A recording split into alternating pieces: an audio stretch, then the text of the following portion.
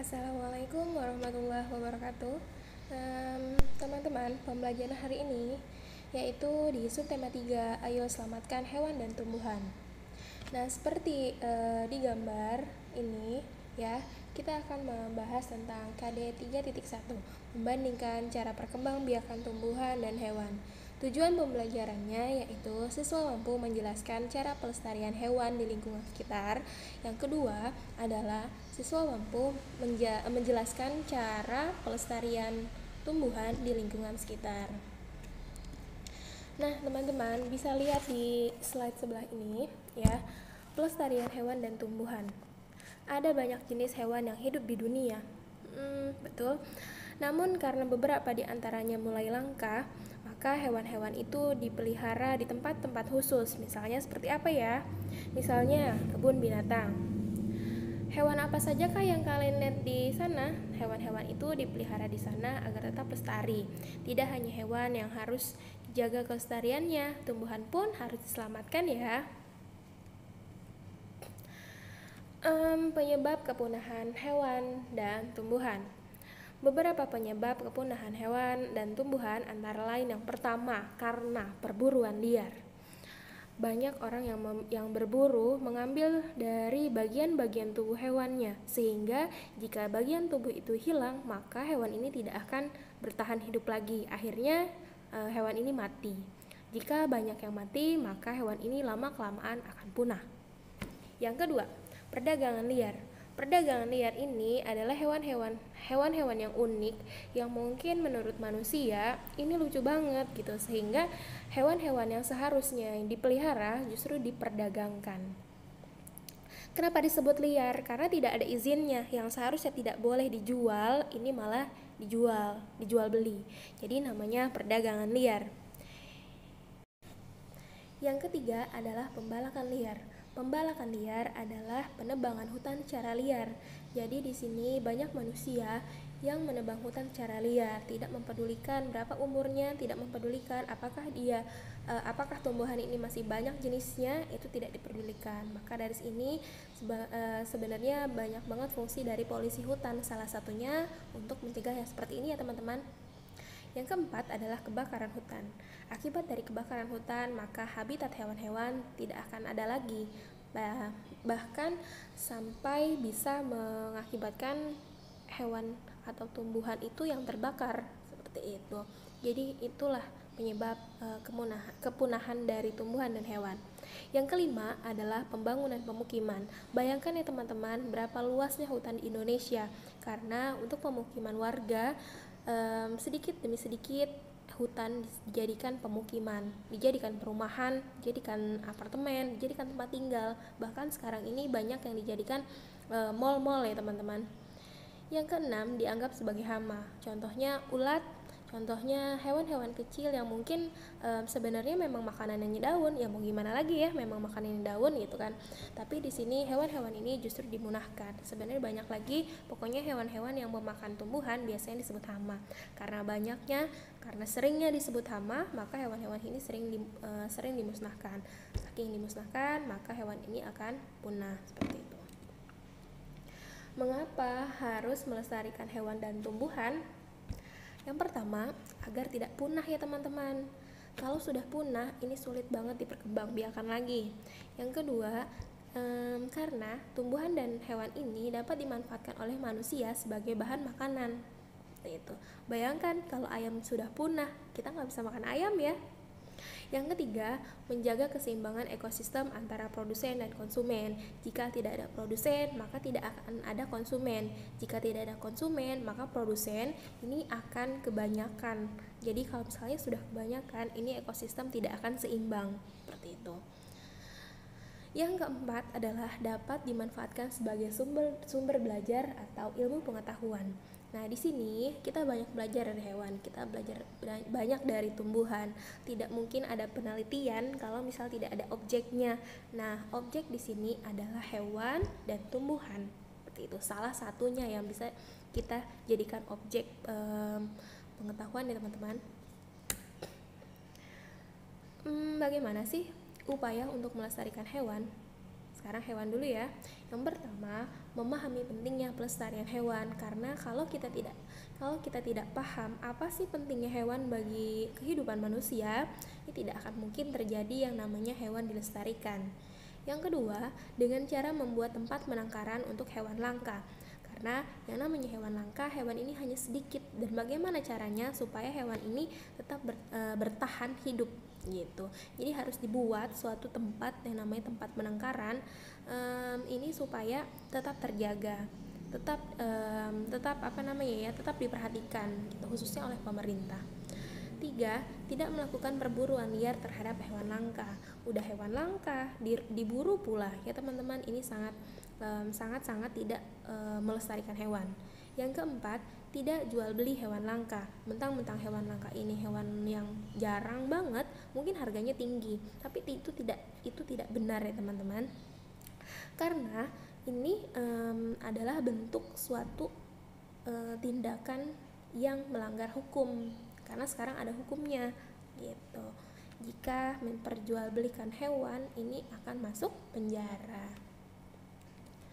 Nah, contoh hewan langkanya seperti ini ya teman-teman. Nah, pertama ada jalak Bali. Namanya aja udah jalak Bali, berarti berasal dari daerah, ya betul, orangutan. Ada anoa, ada cendrawasih, ada badak bercula 1, ada harimau Sumatera, ada komodo. Nanti teman-teman harus paham nih. Sekarang coba ibu tanya, kalau tempat penangkarannya komodo ada di mana? Ya, di Pulau Komodo, Nusa Tenggara Barat. Badak bercula 1 ada di mana nih tempat penangkarannya?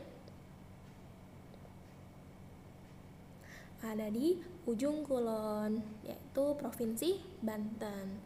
Cendrawasih terkenal di Papua, orangutan ini tersebar daerah Sumatera dan Jawa, anoa tersebar daerah Sulawesi, udah ya, harimau Sumatera ini di daerah Sumatera. Sekarang upaya untuk melestarikan tumbuhan.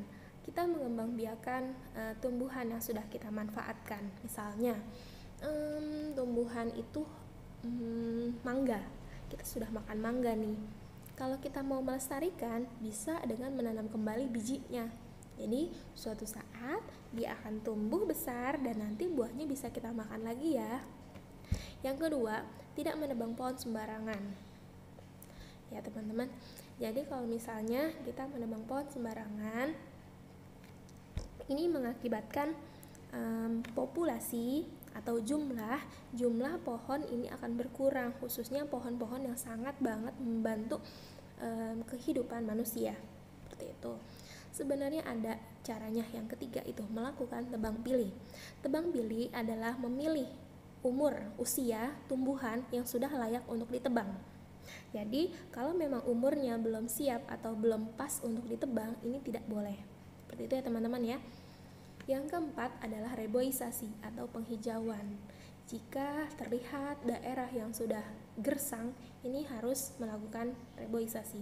Reboisasi menanam kembali suatu lahan atau menanam kembali hutan yang gundul, seperti itu. Yang kelima, in situ dan ex situ. Ini akan kita bahas tersendiri ya teman-teman.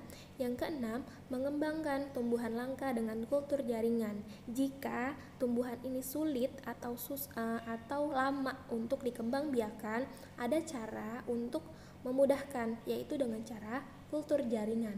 Jadi kultur jaringan ini adalah suatu cara untuk mengembangbiakan hewan dan tumbuhan dengan cara yang modern. Seperti itu ya teman-teman.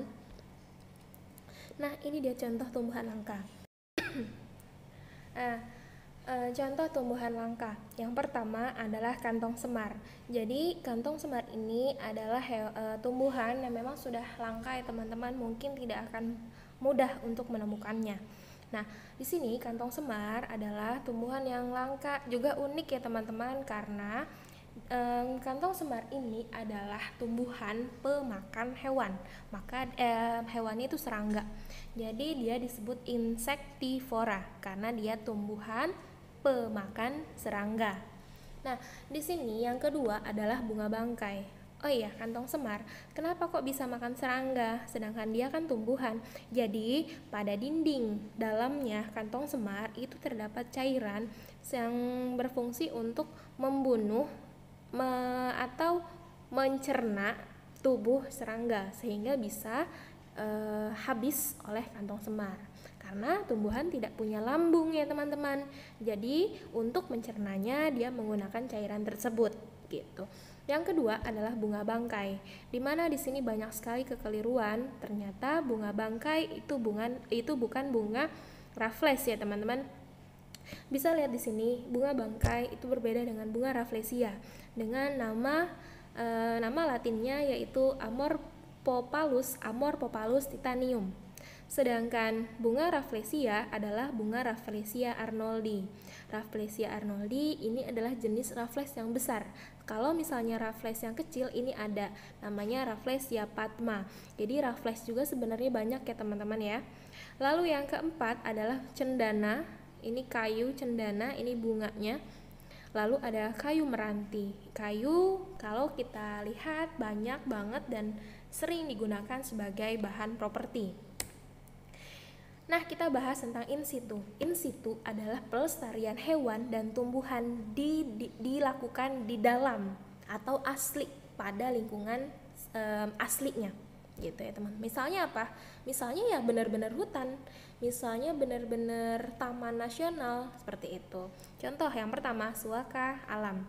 Suaka alam di sini untuk tumbuhan namanya cagar alam, sedangkan untuk hewan biasanya disebut dengan suaka marga satwa. Lalu yang kedua adalah kawasan pelestarian alam, misalnya Taman Nasional, Taman Hutan Raya, hutan lindung, taman wisata alam.